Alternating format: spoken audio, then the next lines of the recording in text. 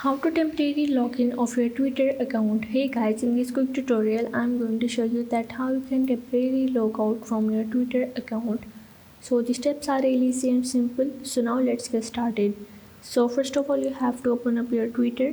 So now once you are in here you have to click on this top left corner icon of your profile.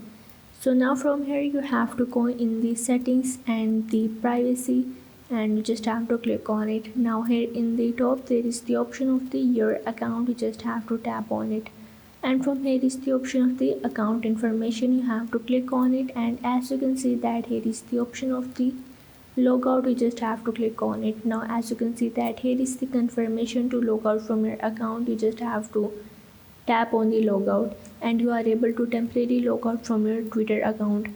Now you are not able to again log in once you add your login details, like you just have to add your username and the password and you are able to again log in. So this is how you can temporarily log out from your Twitter account. So if this video helped you out, make sure to like and subscribe the channel and see you in the next video.